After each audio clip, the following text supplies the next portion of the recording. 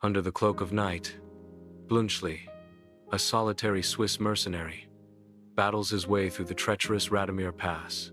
The wind screams around him, an icy assailant tearing at his weary frame, each gust a reminder of his defeat.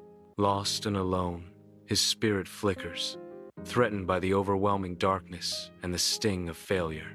Summoning a final reserve of strength, he sets his sights upward, driven by a desperate need for refuge.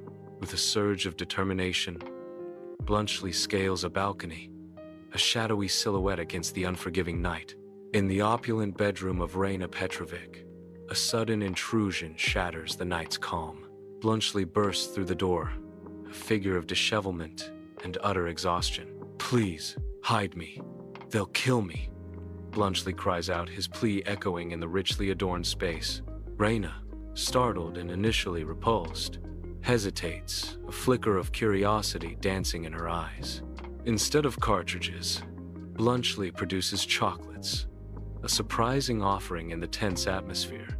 He collapses onto Raina's bed, succumbing to sleep's embrace, a stark contrast to the room's elegance. Morning light bathes Raina's opulent bedroom, casting a soft glow over the sleeping figure of Blunchley. Blunchley lies still, his simple soldier's uniform, a stark contrast to the room's luxurious furnishings.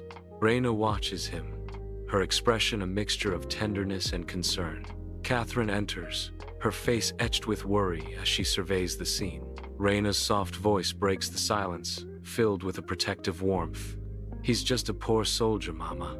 Sergius Serenov bursts into the Petrovic house, his chest puffed out in a grandiose, heroic pose. His voice booms through the room as he launches into poetry, each word dripping with theatrical intensity.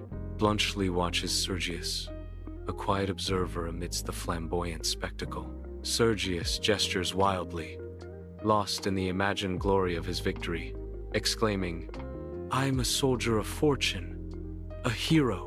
An air of nervous anticipation hangs heavy in the Petrovic house.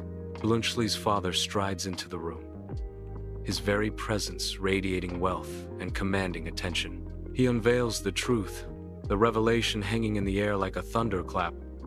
Blunchley is a man of significant financial means. Raina gasps, her eyes widening in disbelief as the facade crumbles.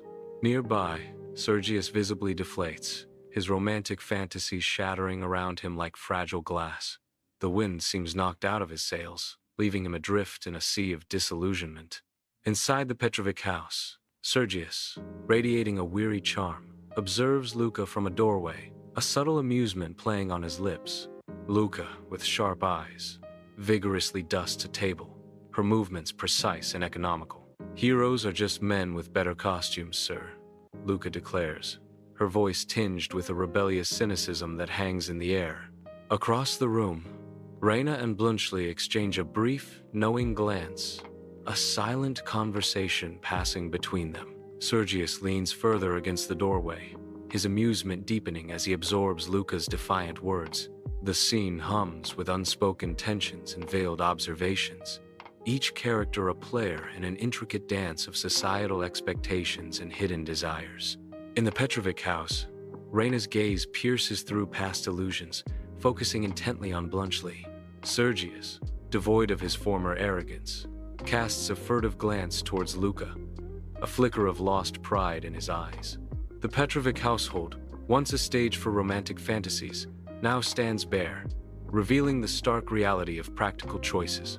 Raina's voice, clear and resolute, cuts through the silence.